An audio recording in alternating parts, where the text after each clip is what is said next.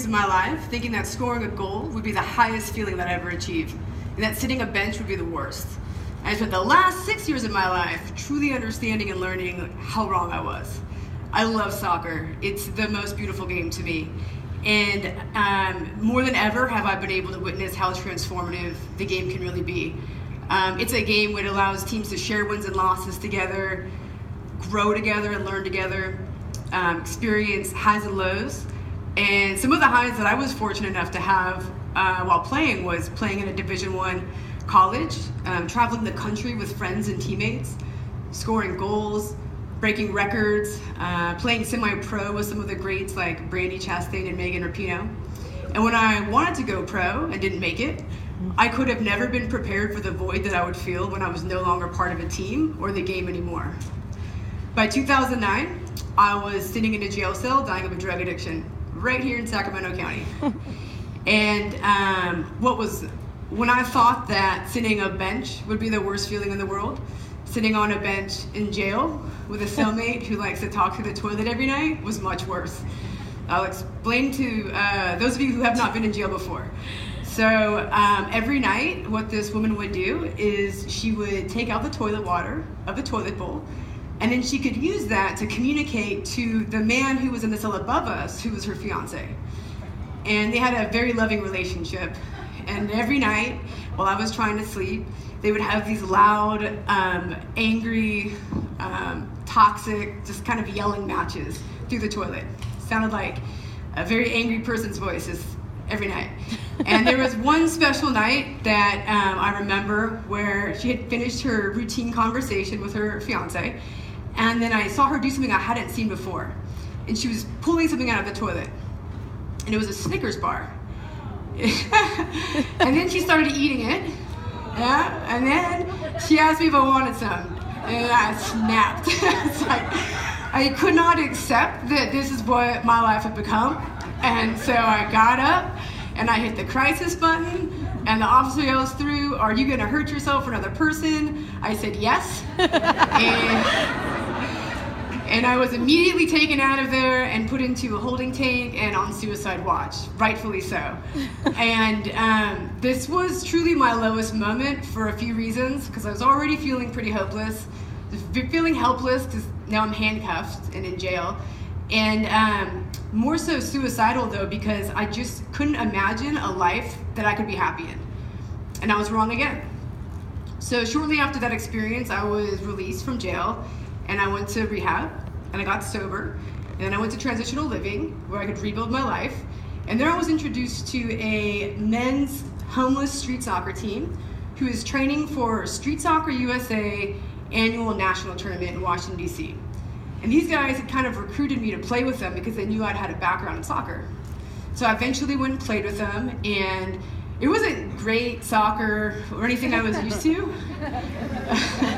But it was something different to do, and it felt good to be part of a team and to just have something to look forward to, like a trip. And so we went to this national tournament, and it did a few things for me that were really impactful.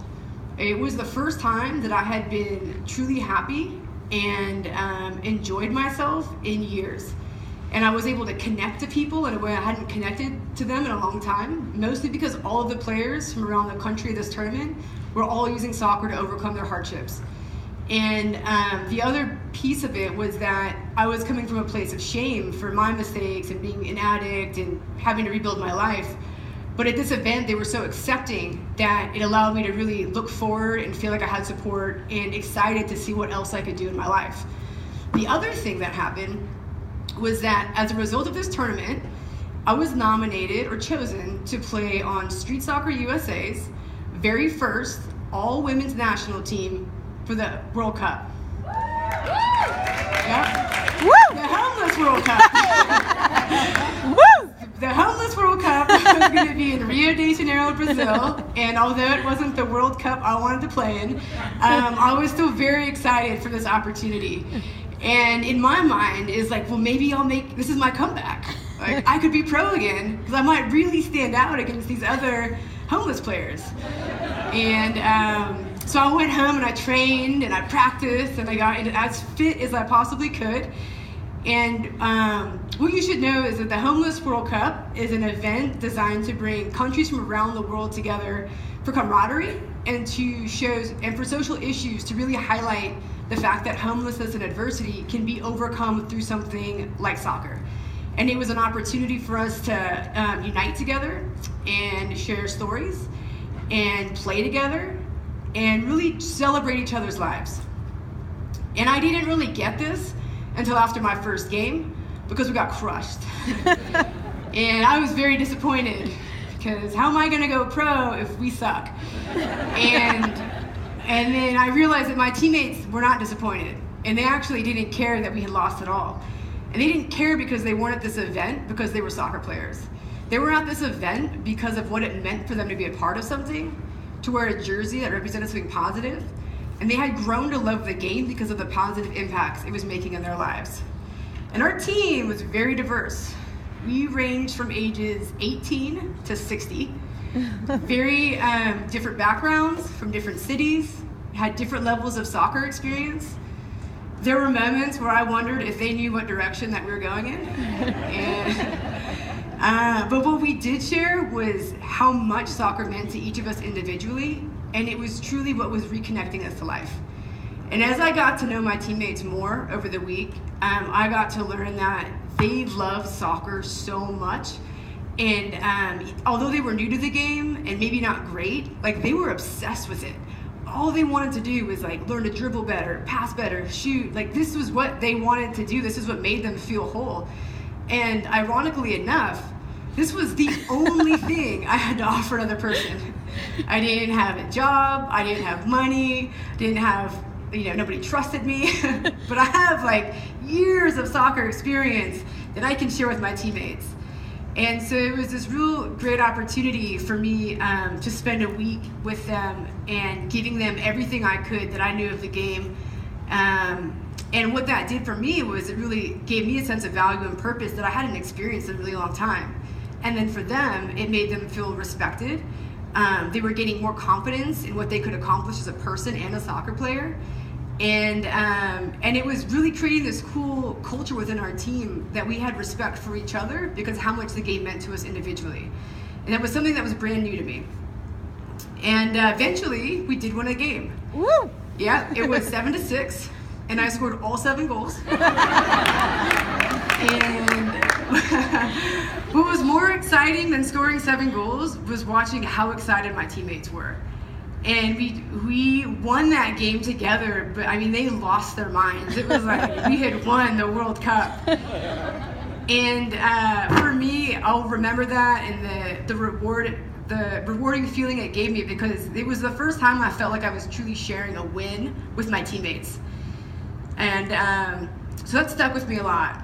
And when the tournament was over, I came back home, and I felt very inspired and empowered and really a strong sense of purpose, because I had seen something that was so easy for me to give another person have such a great impact in their lives. And so I started to question, could there be other women that I lived around, if they were interested in learning soccer, like if I could teach them soccer, would they be interested in being a part of a team? And they were. And so in 2011, we started our very first Street Soccer USA all-women's Sacramento Lady Salamander team, and they went and competed in a national cup in 2011. And we've sent a team every year since. This year they actually won the whole thing. Woo!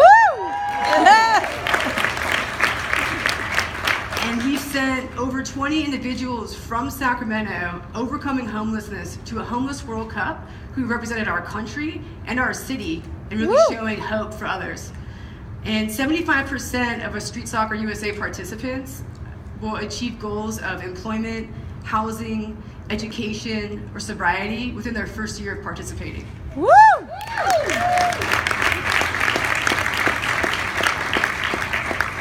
And although we have many success stories, what we're really doing is creating a team within our community so that we have these individuals who have something to feel a part of, supported by, engaged with, so that they're more likely to be successful and then bring more value to our own communities.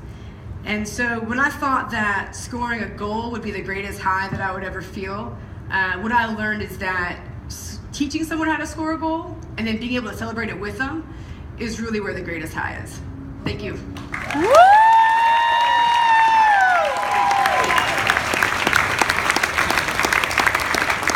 Thank you very much, Lisa. That was awesome. Our next speaker is